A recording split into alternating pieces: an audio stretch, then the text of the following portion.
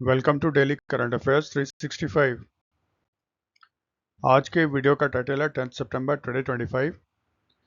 इसमें लेकिन जो क्वेश्चन आपके जो इवेंट्स कवर किए गए हैं वो बेसिकली 9 सितंबर के हैं, या फिर वो पुराने हैं लेकिन वो पब्लिश 9 सितंबर को किया गया था। ठीक है, चलो हम लोग आज के वीडियो में कौन कौन सा टॉपिक कवर कर रहे हैं। आप जानते हो सीपी राधाकृष्णन आपके इलेक्ट हुए हैं 15th vice president of India. फिर हिमाचल प्रदेश पंजाब में आपका बाढ़ आया हुआ है, प्राइम मिनिस्टर मोदी वहाँ पे गए थे, उन्होंने रिलीफ अनाउंस किया है इन स्टेट्स के लिए। Bistirna Parore a musical voyage from Sadiya to Dhubri, ये एक यूनिक इनिशिएटिव लॉन्च किया गया है inland waterways authority of India as a tribute to Bhupen Hazarika. फिर स्वच्छ वायु सर्वेक्षण अवार्ड आपके सिटीज़ को दिया गया था। इंटरनेशनल स्पेस कॉन्फ्रेंस आपका ऑर्गेनाइज किया गया था बेंगलुरु में, उसके बारे में बात करेंगे। श्रीनिवास इंजेती, इनको अपॉइंट किया गया as the chairman of the national stock exchange. और फिर India Armenia Iran trilateral talks का थर्ड एडिशन जो था ईरान की राजधानी तेहरान में आपका आयोजित किया गया था। ये न्यूज़ तो आपने भी सुना होगा कि सीपी राधाकृष्णन वो इलेक्ट हुए हैं as the 15th vice president of India. ठीक है, सीपी राधाकृष्णन ये बीजेपी के कैंडिडेट थे या एनडीए के कैंडिडेट थे। इनका पूरा नाम है चंद्रपुरम पन्नुस्वामी राधाकृष्णन। ठीक है, और ये इलेक्ट हुए as the 15th vice president of India. फिर देखो ये क्या लिखा हुआ है, the 17th vice presidential election was held on 9 सितंबर 2025। और ये इलेक्शन कहाँ पे हुआ था? पार्लियामेंट में हुआ था। इसमें देखो कंफ्यूजन नहीं है, ऐसे याद रखना। जब इंडिया इंडिपेंडेंट हो गया 26 जनवरी 1950 को कॉन्स्टिट्यूशन आपका लागू हो गया। उसके बाद जो पहला इलेक्शन हुआ था लोकसभा का, ठीक है, वो हुआ था 51-52 में। इसका मतलब दिसंबर जनवरी में गया होगा इलेक्शन। उसके बाद लोकसभा 52 में बना। फिर 52 में आपका फर्स्ट प्रेसिडेंशियल इलेक्शन हुआ और फर्स्ट वाइस प्रेसिडेंट का इलेक्शन हुआ। आप जानते हो पहले उपराष्ट्रपति भारत के कौन बने थे? डॉक्टर सर्वपल्ली राधाकृष्णन। ठीक है, उसके बाद से फिर बार बार आपका इलेक्शन होता रहा जब भी जरूरत पड़ी वाइस प्रेसिडेंट के लिए। तो उस क्रम में अगर आप देखोगे ना तो ये 17th वाइस प्रेसिडेंशियल इलेक्शन था। ठीक है, अब देखो डॉक्टर सर्वपल्ली राधाकृष्णन आपके बने भारत के पहले वाइस प्रेसिडेंट, लेकिन वो 2 बार रहे वाइस प्रेसिडेंट। इसी तरह डॉक्टर हामिद अंसारी 2 बार वाइस प्रेसिडेंट रहे। तो अगर डॉक्टर सर्वपल्ली राधाकृष्णन भारत के पहले वाइस प्रेसिडेंट थे पर्सन, एज अ पर्सन, तो उसको अगर काउंट करें तो भारत के 15वें व्यक्ति या 15वें पर्सन जो इंडिया के उपराष्ट्रपति बने हैं वो है चंद्रपुरम पन्नुस्वामी राधाकृष्णन। तो अगर पर्सन वाइज होगा तब तो ये 15th है, लेकिन इलेक्शन का पूछता है ना, ये कौन सा इलेक्शन था? तो इलेक्शन था आपका 17th वाइस प्रेसिडेंशियल इलेक्शन। इस पर देखो क्या हुआ था। जगदीप जो पहले आपके वाइस प्रेसिडेंट थे जगदीप धनखड़ साहब, उन्होंने रिजाइन किया था।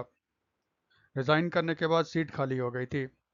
हमेशा याद रखना, जब भी प्रेसिडेंट का इलेक्शन होता है तो कॉन्स्टिट्यूशन कहता है 6 मंथ्स के अंदर इलेक्शन हो जाना चाहिए। यानी कि अगर पता है कि जो वर्तमान प्रेसिडेंट है उसका टर्म इस दिन खत्म होना है, सुप्रीम इलेक्शन कमीशन कॉन्स्टिट्यूशन कहता है कि 6 मंथ्स के अंदर इलेक्शन उनका करवा लेना चाहिए अगर वैकेंसी होता है तो। वाइस प्रेसिडेंट के इलेक्शन में ना ऐसा कोई बाउंडेशन नहीं है, उसमें वर्ड यूज किया गया एज सुन एज पॉसिबल। तो अगर वाइस प्रेसिडेंट का पोस्ट खाली हो जाता है तो फिर कॉन्स्टिट्यूशन कहता है कि जितनी जल्दी संभव हो इलेक्शन करवा लिया जाए। इस पर जल्दी जल्दी इलेक्शन करवा लिया गया। ठीक है, तो इलेक्शन में फिर आपके 2 कैंडिडेट खड़े हुए थे। जो नेशनल डेमोक्रेटिक अलायंस है जो अभी सेंटर में पावर में है, जिसकी बीजेपी एक मेन पार्टी है, तो नेशनल डेमोक्रेटिक अलायंस के कैंडिडेट थे सीपी राधाकृष्णन। और ऑपोजिशन इंडिया अलायंस है, उसके जो कैंडिडेट थे वो फॉर्मर सुप्रीम कोर्ट के जज बी सुदर्शन रेड्डी साहब थे। ठीक है, तो फिर इलेक्शन जो होता है इसमें वोट कौन करता है, इसको ऐसे याद रखना। वाइस प्रेसिडेंट के इलेक्शन में वोट करने का अधिकार होता है मेंबर ऑफ पार्लियामेंट, यानी कि जो संसद के सदस्य हैं वही वोट कर सकते हैं। आप जानते हो हमारे देश में संसद के दो सदन हैं, एक लोकसभा एक राज्यसभा है। लोकसभा में देखो मैक्सिमम 550 सीट्स होता है, ठीक है। 550 में से ना अभी जो स्ट्रेंथ है वो 543 का है, यानी कि जो 7 सीट्स है ना वो खाली रहते हैं। ये उनके लिए छोड़ा गया है जो पाकिस्तान ऑक्युपाइड कश्मीर में रहते हैं। तो जब वो भारत में शामिल होंगे तो 7 आदमी वहां से इलेक्ट होके आएंगे, ठीक है। इसी तरह राज्यसभा, कॉन्स्टिट्यूशन के हिसाब से राज्यसभा में मैक्सिमम सदस्य होते हैं 250, लेकिन फिलहाल कितने हैं 245। 245 क्यों? 5 जो सीट है ना वो पाकिस्तान ऑक्युपाइड कश्मीर के लिए छोड़ दिया गया है। राज्यसभा में 245 में से 233 सीट्स जो होता है वो 28 स्टेट्स और 3 यूनियन टेरिटरी केंद्र शासित प्रदेश, दिल्ली, पुडुचेरी और जम्मू कश्मीर से आते हैं। यानी कि जो दिल्ली, पुडुचेरी या जम्मू कश्मीर के जो लेजिस्लेटिव असेंबली है वो लोग वोट करते हैं और वो अपने कोटे का मेंबर भेजते हैं राज्यसभा में। इसी तरह 28 स्टेट है, हर स्टेट में लेजिस्लेटिव असेंबली है, तो हर स्टेट का एक कोटा फिक्स है राज्यसभा में कितने सदस्य जाएंगे। तो उन स्टेट के असेंबली के मेंबर वोट करते हैं और वो फिर राज्यसभा के सदस्य को चुनते हैं अपने स्टेट के तरफ से, ठीक है।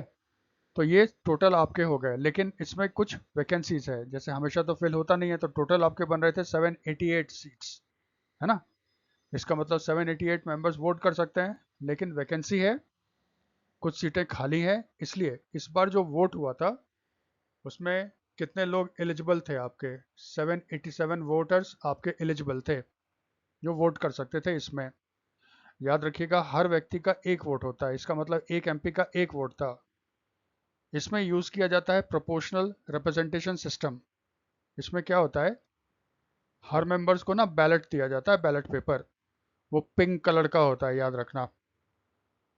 और फिर उनको कहा जाता है ना आप किस कैंडिडेट को पसंद करते हो। जैसे हम लोग नॉर्मल वोट करते हैं ना, एक ही कैंडिडेट को वोट देंगे। अगर दो कैंडिडेट पे टिक मार दिया तो फिर वो हमारा वोट कैंसिल हो जाता है। लेकिन प्रोपोर्शनल रिप्रेजेंटेशन सिस्टम, उसमें क्या होता है, जितने कैंडिडेट खड़े होंगे उसमें आपको प्रेफरेंस देना होगा, फर्स्ट सेकंड थर्ड प्रेफरेंस देखा जाएगा कि फर्स्ट प्रेफरेंस वाले सबसे ज़्यादा कैंडिडेट किसको वोट मिला है। फिर एक डिसाइड किया जाता है कोटा, वो होता है जितना वोट दे रहे हैं 50% प्लस 1, ठीक है। तो अगर पहली पसंद में 50% प्लस 1 वोट आ गया किसी कैंडिडेट को तो फिर वो आपका इलेक्टेड हो जाता है। तो प्रोपोर्शनल रिप्रेजेंटेशन सिस्टम यूज किया जाता है प्रेसिडेंट के इलेक्शन में, वाइस प्रेसिडेंट के इलेक्शन में, राज्यसभा के इलेक्शन में और लेजिस्लेटिव काउंसिल विधान परिषद के इलेक्शन में। ये 4 जगह भारत में यूज किया जाता है। बैलेट पेपर इनका पिंक कलर का होता है। तो जब भी इलेक्शन होगा तो फिर एक रिटर्निंग ऑफिसर होता है जो सारा काम देखता है। हमेशा याद रखना, जब भी प्रेसिडेंट और वाइस प्रेसिडेंट का इलेक्शन होगा उसमें जो रिटर्निंग ऑफिसर होता है या तो लोकसभा का सेक्रेटरी जनरल होगा, महासचिव, या राज्यसभा का महासचिव होगा। ये पारा बारी बारी से होते हैं, ठीक है, अल्टरनेट वे में होते हैं। तो जो पिछला इलेक्शन हुआ था धनखड़ साहब वाला, उसमें लोकसभा के जो सेक्रेटरी जनरल थे वो आपके रिटर्निंग ऑफिसर थे। इसका मतलब इस बार जो राधा कृष्णन वाला इलेक्शन हुआ था उसमें जो रिटर्निंग ऑफिसर थे वो राज्यसभा के सेक्रेटरी जनरल थे, मोदी साहब। देखा आपने, उन्हीं का नाम आता होगा, उन्होंने रिजल्ट आपका डिक्लेयर किया होगा, ठीक है। तो जो 781 वोटर्स थे उसमें से 767 ने वोट किया, कुछ लोगों ने इसका अब्सटेन भी किया था ना, कुछ पार्टियों ने। 767 वोट में से 752 वोट्स वैलिड पाए गए, यानी कि कुछ वोट्स आपके इनवैलिड भी थे, 15 के करीब। 752 में से राधा कृष्णन को मिला 452 वोट्स, जबकि सुदर्शन साहब को सिर्फ मिला 300 वोट्स। इसलिए 132 वोट से कौन जीत गए? सीपी राधाकृष्णन आपके जीत गए, ठीक है। तो वो 15th vice president of India हो गए। लेकिन ये इलेक्शन नंबर कौन सा था? 17 था। अब थोड़ा स्टैटिक पोर्शन कवर कर लें सीपी राधाकृष्णन के बारे में। ये तमिलनाडु के हैं, इनका जन्म हुआ था तिरुपुर में। ठीक है। ये कोंगू वेलाला गुंडर कम्युनिटी है जो अदर बैकवर्ड कास्ट है उससे आते हैं। ये आरएसएस के मेंबर हैं, बीजेपी के मेंबर हैं, और 2 बार इलेक्शन जीत चुके हैं कोयम्बटूर तमिलनाडु से, 98 में और फिर 1999 में, यानी 2 बार लोकसभा के मेंबर बन चुके हैं। ये गवर्नर रहे हैं झारखंड, तेलंगाना, महाराष्ट्र के, और ये गवर्नर रह चुके हैं, लेफ्टिनेंट गवर्नर रह चुके हैं पुडुचेरी। जो यूनियन टेरिटरी होता है या तो लेफ्टिनेंट गवर्नर होता है, तो जहाँ पे असेंबली होता है वहाँ पे लेफ्टिनेंट गवर्नर होता है, और जहाँ पे असेंबली नहीं होता वहाँ पे एडमिनिस्ट्रेटर होते हैं। ठीक है। लेकिन ध्यान ये रखना, ये गवर्नर थे महाराष्ट्र के जब ये इलेक्शन के लिए खड़े हुए, इसका मतलब इन्होंने महाराष्ट्र के पोस्ट से, गवर्नर ऑफ महाराष्ट्र से रिजाइन कर दिया हुआ है। यही सबसे इंपॉर्टेंट क्वेश्चन है, बहुत बार देखना ये पूछ लेगा। Vice president CP Radhakrishnan vice president बनने से पहले क्या थे, कौन सा पोस्ट होल्ड करते थे, तो वो थे आपके गवर्नर ऑफ महाराष्ट्र। शायद सबसे इंपॉर्टेंट देखो यही होगा। ठीक है। दूसरा, अभी तक भारत में सिर्फ 2 आदमी हैं जो 2 बार इलेक्टेड हुए हैं एज अ वाइस प्रेसिडेंट। एक तो हमारे पहले vice president doctor Sarvepalli Radhakrishnan, और दूसरे हैं डॉक्टर हामिद अंसारी। ठीक है। तो राधाकृष्णन में ये गवर्नर वाला याद रखना, ये ज़्यादा इंपॉर्टेंट है। दूसरा जो न्यूज़ था, प्रधानमंत्री हिमाचल प्रदेश और पंजाब गए थे। आप जानते हो ज़बरदस्त इस बार बारिश हुआ है, रिवर्स में ज़बरदस्त फ्लड्स आए हैं, और हिमाचल और पंजाब तो बर्बाद हो गए हैं। इसमें देखो क्या है हमारा, हमें ये मतलब नहीं है कि प्रधानमंत्री कब गए, हेलीकॉप्टर से गए, ट्रेन से गए, कोई मतलब नहीं है। हमें सिर्फ मतलब रहता है कि उन्होंने कितना पैसा अनाउंस किया है। पंजाब में उन्होंने अनाउंस किया है कि सेंट्रल गवर्नमेंट पंजाब को 1600 करोड़ रुपीस देगा एज ए फाइनेंशियल असिस्टेंस, और पहले से ही वो 12,000 करोड़ दे चुका है। ठीक है। तो 1200 करोड़ अभी रहेगा, 1600 करोड़, और और पहले जो दे चुका है वो 1200 करोड़ है, सॉरी। ठीक है। पंजाब में उन्होंने मीटिंग कहाँ करवाई थी, गुरदासपुर में। एक थोड़ा सा इसमें और ध्यान रखना, मोदी साहब ने अनाउंस किया कि फ्लड में जिनकी मृत्यु हो गई है उनके जो निकट सगे संबंधी होंगे उनको 2 लाख रुपए दिया जाएगा मुआवजा के रूप में, और 50,000 दिया जाएगा सीरियसली इंजर्ड को। बहुत सारे बच्चे जो फ्लड में अनाथ हो गए हैं उनको कंपनसेशन दिया जाएगा, सपोर्ट दिया जाएगा अंडर द पीएम केयर्स। ठीक है। अब देखो पीएम केयर्स क्या है। पीएम केयर्स का फुल फॉर्म होता है prime ministers citizen assistance and relief in emergency situation fund. ठीक है। ये सेटअप किया गया था मार्च 2020 में, जब कोविड था। कोविड के कारण इमरजेंसी हो गई थी, बहुत सारे लोग मर रहे थे, लोग अनाथ हो रहे थे, तो फिर इमरजेंसी कंपनसेशन देने के लिए, हेल्प देने के लिए गवर्नमेंट ऑफ इंडिया ने आपका पीएम केयर्स स्टैब्लिश किया था। इसमें जो अनाथ हैं लोग उनको सपोर्ट किया जाएगा, जो बच्चे हैं विशेषकर उनको सपोर्ट किया जाएगा। इसके चेयरमैन हमेशा याद रखना प्राइम मिनिस्टर होते हैं। तो इसमें से फंड से बच्चों को सपोर्ट किया जाएगा जो यहाँ पे अनाथ हो गए हैं, ऑर्फेंड हो गए हैं। ठीक है। दोनों में, पंजाब में और हिमाचल प्रदेश दोनों में। फिर वो कांगड़ा गए थे। ठीक है। कांगड़ा हवाई अड्डे पे उतरा उनका प्लेन, वहाँ के जो सीएम हैं सुखविंदर सिंह सुक्खू कांग्रेस के, उनके साथ मीटिंग हुई, और प्राइम मिनिस्टर ने अनाउंस किया कि हम आपको कितना दे रहे हैं फाइनेंशियल असिस्टेंस, 1500 करोड़ का दे रहे हैं। तो ये 1500 करोड़, 1600 करोड़, इसको आप याद रखना, यही हमारा सबसे काम का चीज़ है। और पीएम केयर्स के बारे में एक आइडिया रखना। फिर Bistirna Parore, a musical voyage from Sadiya to Dhubri. Inland waterway authority of India जो आता है under the union ministry of port shipping and waterways, उसने एक यूनिक कल्चरल इनिशिएटिव लॉन्च किया है।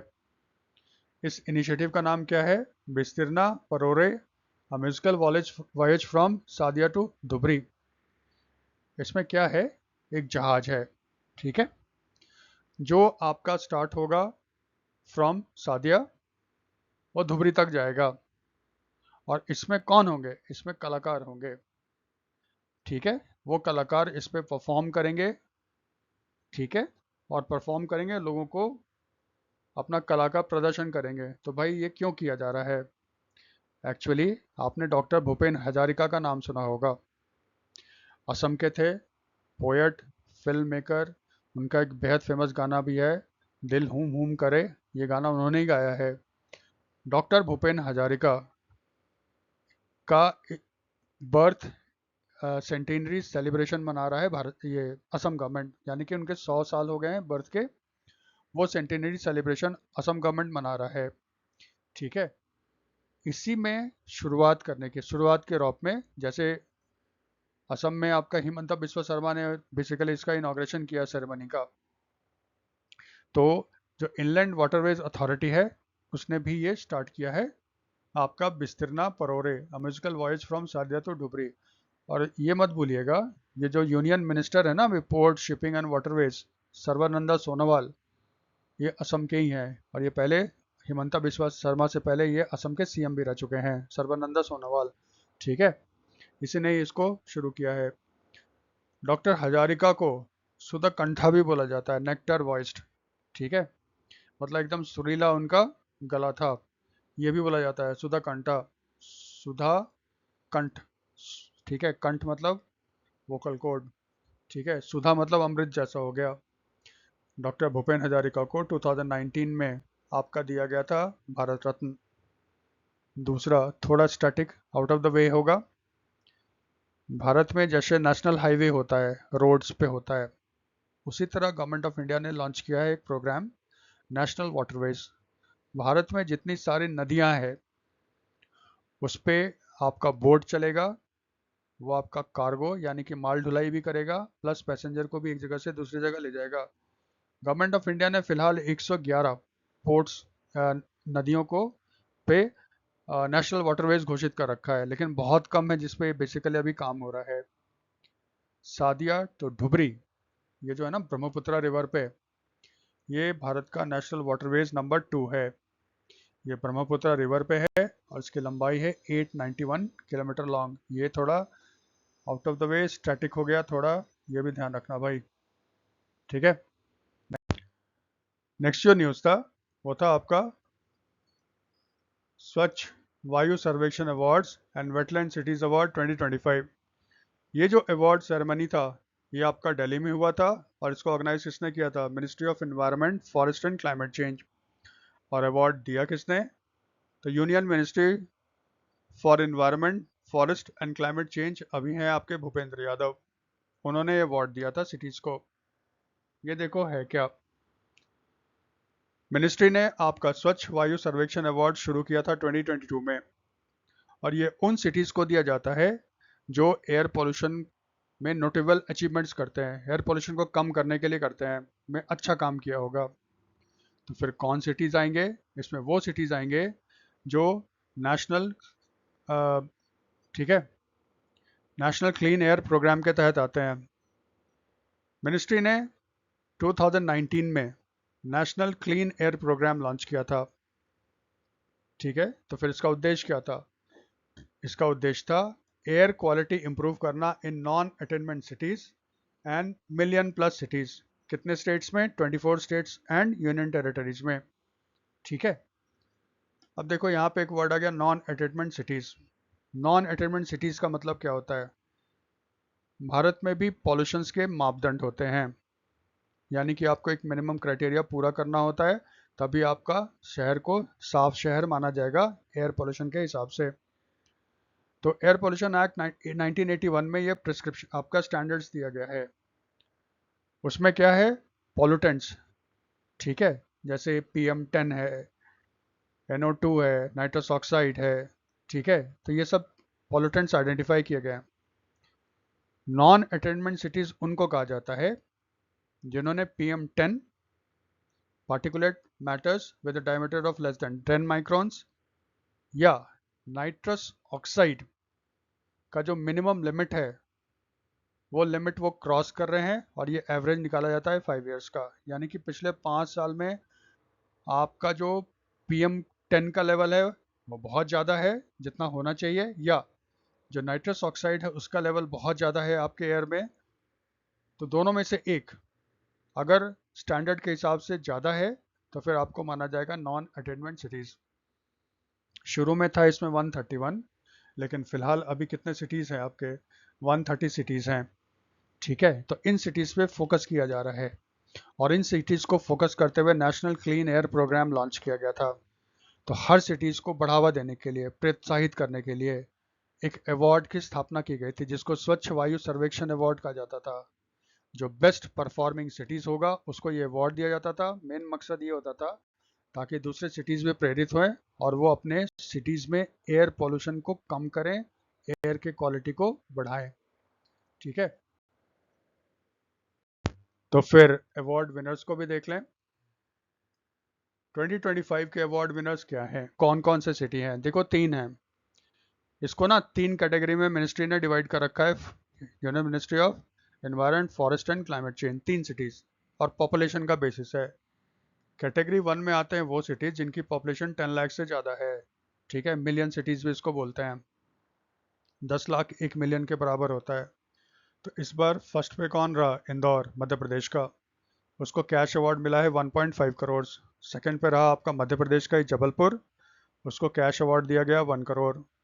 थर्ड पे आपका जॉइंट थे आगरा, आगरा यूपी में, और सूरत है गुजरात में। इनको दोनों शहर को, हर शहर को 25 लाख रुपए ईच दिया गया। सेकंड कैटेगरी में आते हैं जिन सिटीज़ जिनका पॉपुलेशन होता है 3 से 10 लाख के बीच में। इस पे फर्स्ट पे रहा अमरावती, महाराष्ट्र का।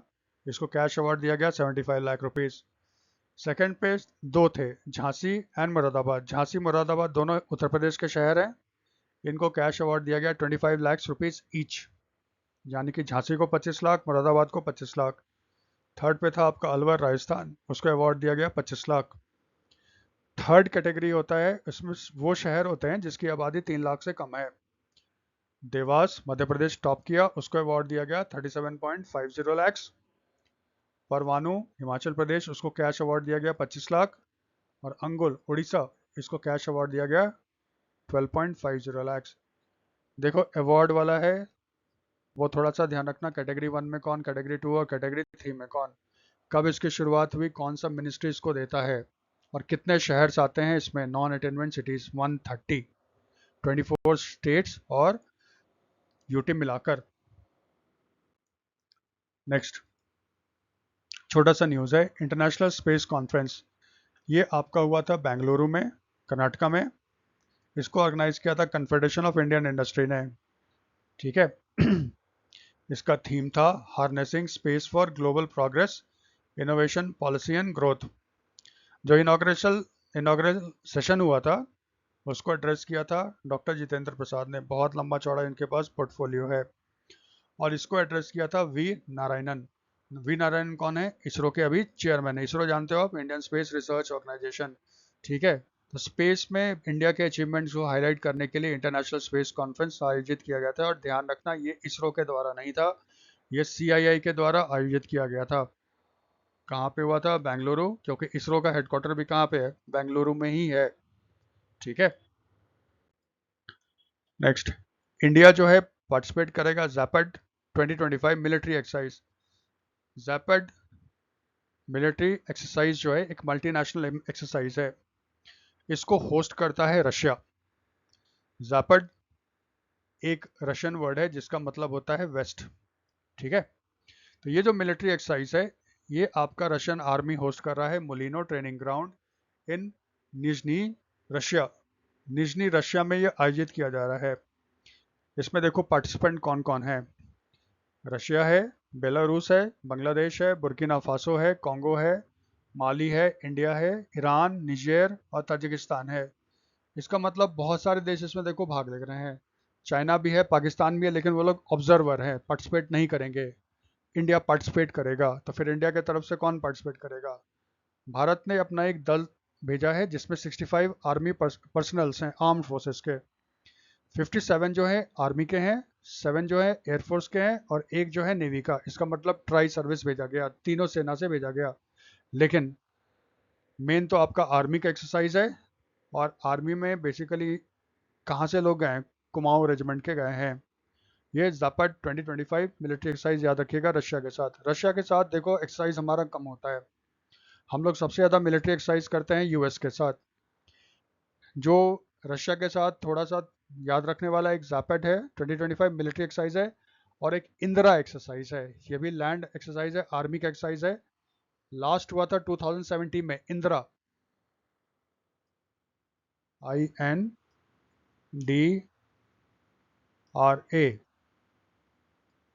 इंदिरा, ये एक्सरसाइज हुआ था लास्ट 2017 में, और 2025 में कह रहे हैं इंडिया में आपका एक्सरसाइज इंदिरा एक्सरसाइज होने वाला है। तो जैपेड और इंदिरा याद रखना रशिया के लिए। श्रीनिवास इंजेटी, इनको चेयरमैन अपॉइंट किया गया है ऑफ नेशनल स्टॉक एक्सचेंज। ठीक है, ये थोड़ा पर्सन इन न्यूज याद रखिएगा। श्रीनिवास इंजेटी हैं कौन? ये देखो एक रिटायर्ड IAS ऑफिसर हैं। ये चेयरमैन थे international financial service centre authority, IFSCA। Actually Bharat का जो इंटरनेशनल फाइनेंशियल सर्विस सेंटर है वो गिफ्ट सिटी गुजरात में है। इंटरनेशनल फाइनेंशियल सर्विस सेंटर का मतलब होता है कि भारत को प्रमोट करना as a international financial centre. यहाँ पे स्टॉक एक्सचेंज होगा, बाहर की कंपनियां आएगी, पैसे का कारोबार होगा, ताकि भारत इमर्ज सके एज अ फाइनेंशियल हब। अभी तो एम्बिशन है कि एशिया का फिर वर्ल्ड का हो जाए, तो फिर उस सेक्टर को रेगुलेट करने वाला कोई तो होना चाहिए ना। इंटरनेशनल फाइनेंशियल सर्विस सेंटर जो गिफ्ट सिटी गुजरात में है, उसको रेगुलेट करने के लिए भारत सरकार ने बनाया था international financial service centre authority. उसके पहले चेयरमैन जो थे ना वो श्रीनिवास इंजेती ही थे। ठीक है, तो फिर उनका टर्म वहाँ पे ख़त्म हो गया, उसके बाद इनको चेयरमैन बना दिया गया है of the national stock exchange. ठीक है, जो प्रीवियस चेयरमैन थे गिरीश चंद्र चतुर्वेदी, जुलाई 2024 में इनका कार्यकाल खत्म हो गया था। इसका मतलब लगभग 1 साल से ज़्यादा समय के बाद NSE का कोई चेयरमैन अपॉइंट हुआ है। ठीक है, नेशनल स्टॉक एक्सचेंज ये इंडिया का सबसे इम्पोर्टेंट या कह लो सबसे आधुनिक स्टॉक एक्सचेंज है। पहले सिर्फ बॉम्बे स्टॉक एक्सचेंज सबसे मेन स्टॉक एक्सचेंज हुआ करता था। फिर हुआ हर्षद मेहता घोटाला 91 में। उसके बाद गवर्नमेंट ऑफ इंडिया ने एक कमेटी सेटअप किया। कमेटी को कहा गया था कैसे भारत में जो स्टॉक एक्सचेंज है उसको रिफॉर्म किया जाए, और एक मॉडर्न स्टॉक एक्सचेंज भारत में स्टैब्लिश किया गया। इस कमेटी के चेयरमैन थे आपके फेरवानी, MJ फेरवानी। ये ना UTI के पहले चेयरमैन थे। फेरवानी कमेटी इसने 92 में अपना रिपोर्ट दिया, सॉरी इसने अपना रिपोर्ट दिया, और इसने कहा कि एक बनाओ मॉडर्न स्टॉक एक्सचेंज जो स्क्रीन बेस्ड ट्रेडिंग करेगा। आज देखना सारा ट्रेडिंग जो होता है कंप्यूटर पे होता है। गवर्नमेंट ने इनकी बात मान ली, फिर नेशनल स्टॉक एक्सचेंज की स्थापना की गई 1992 में, जिसने काम करना शुरू किया 1994 से। ध्यान रखना, नेशनल स्टॉक एक्सचेंज आपका गवर्नमेंट ऑफ इंडिया के द्वारा स्थापित नहीं किया गया है। ये आपके टॉप जो फाइनेंशियल इंस्टीट्यूशंस हैं, SBI है, LIC है, बाहर के JP मॉर्गन वगैरह, उन्होंने मिलकर इसको सेटअप किया है। आज भारत का सबसे बड़ा स्टॉक एक्सचेंज जो है वो NSE है, नॉट BSE। और दुनिया में वर्ल्ड का लार्जेस्ट डेरिवेटिव एक्सचेंज, ये डेरिवेटिव एक्सचेंज कॉन्ट्रैक्ट या वॉल्यूम के हिसाब से वो भी नेशनल स्टॉक एक्सचेंज है। इसका लोकेशन कहाँ है? Of course Mumbai. फिर UPU यानी कि यूनिवर्सल पोस्टल यूनियन का 28th universal postal congress Dubai में हुआ था। Universal postal congress universal postal union का सबसे टॉप डिसीजन मेकिंग बॉडी है। ठीक है, इसकी मीटिंग हर 4 साल में होगी। ठीक है, तो 28वां जो मीटिंग था कांग्रेस, यूनिवर्सल पोस्टल कांग्रेस का, ये आपका हो रहा है दुबई, यूनाइटेड अरब अमीरात में। ठीक है, तो फिर इंडिया को किसने रिप्रेजेंट किया? इंडिया को रिप्रेजेंट किया है union minister for communication and development at north east region, Jyotiraditya Scindia ने। सिंधिया साहब वहाँ पे गए हुए हैं इंडिया को रिप्रेजेंट करने के लिए, और वहाँ पे उन्होंने UPU इंटीग्रेशन प्रोजेक्ट को लॉन्च किया। UPI आप जानते हो, यूनाइटेड पेमेंट इंटरफेस, इसको डेवलप किया है national payment corporation of India ने, NPCI ने। ये क्विक पेमेंट सिस्टम है, इसको UPU, ठीक है, यूनिवर्सल पोस्टल यूनियन के पेमेंट सिस्टम के साथ लिंक कर दिया गया है। इससे क्या होगा, अब आप आराम से पोस्ट ऑफिस के थ्रू एक जगह से दूसरी जगह फटाफट फंड को ट्रांसफ़र कर सकते हो। तो सबसे इंपॉर्टेंट चीज़ वहाँ पे यही हुआ था। ठीक है, अब थोड़ा सा स्टैटिक है। यूनिवर्सल पोस्टल यूनियन क्या है? देखो 1874 में 22 कंट्री इकट्ठे हुए थे, ये बेसिकली यूरोप के थे, जिसके जो पोस्ट ऑफिस के हेड थे वो सारे इकट्ठे हुए बर्न में। बर्न कहाँ है? स्विट्जरलैंड में। 1874 में उन्होंने एक एग्रीमेंट साइन किया। एग्रीमेंट का मेन उद्देश्य ये था, हम एक संस्था बनाएंगे जिसके कारण ना एक देश से दूसरे देश जो चिट्ठी जाती है उसके लिए एक स्टैंडर्ड बनेगा, एक यूनिफॉर्म मानक बनेगा, ताकि ये काम आसान हो जाए। 1874 का जो मीटिंग के बाद 9 अक्टूबर 1875 को एक संस्था बनी, उसका नाम रखा गया जनरल पोस्टल यूनियन। 78 में इसका नाम 1878 में इसका नाम चेंज करके कर दिया गया यूनिवर्सल पोस्टल यूनियन। 1948 में यूनिवर्सल पोस्टल यूनियन को यूनाइटेड नेशंस का एक स्पेशलाइज्ड बॉडी बना दिया गया। फिर 1969 में अनाउंस किया गया, हर साल 9 अक्टूबर को मनाया जाएगा वर्ल्ड पोस्ट डे। 9 अक्टूबर क्यों? क्योंकि जनरल पोस्टल यूनियन की स्थापना कब हुई थी? 9 अक्टूबर 1875 को हुई थी। तो यूनिवर्सल पोस्टल यूनियन, इसका हेडक्वार्टर कहाँ है? बर्न। बर्न कहाँ है? स्विट्जरलैंड में। टोटल मेंबर कंट्री कितने हैं? 192। इसके डायरेक्टर जनरल कौन है? माशाहिको मेतुकोई। ये कहाँ की हैं? ये कहाँ के हैं? सॉरी, जापान का है। नेक्स्ट न्यूज़ क्या है? India Armenia Iran trilateral talks का थर्ड एडिशन जो था वो आपका हुआ था ईरान की राजधानी तेहरान में। ठीक है, वहाँ पे इंडिया, ईरान और आर्मीनिया के तीनों के ऑफिसर्स आपके शामिल हुए थे। वहाँ पे ये डिसाइड किया गया, जो अगला मीटिंग होगा फोर्थ एडिशन, वो आपका आर्मीनिया होस्ट करेगा और ये होगा 2026 में। जो इंडिया ईरान आर्मीनिया का जो फर्स्ट मीटिंग हुआ था वो आर्मीनिया की राजधानी येरेवान में हुआ था 2023 में।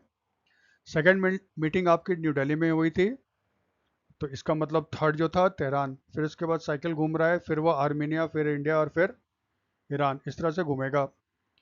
बेसिकली इस मीटिंग का मेन मकसद था, वो डिस्कशन कर रहे थे in the international north south transport corridor, INSS-STC।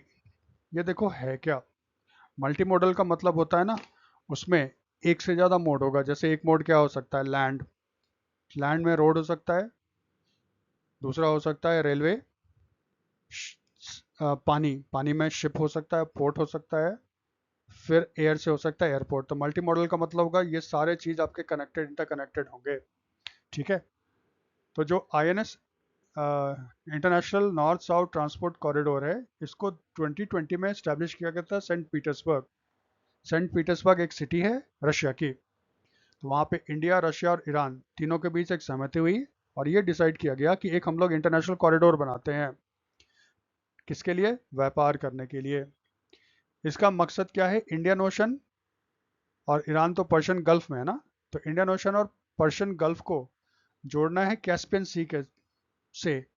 और ये कॉरिडोर जाएगा किसके थ्रू? ईरान के थ्रू।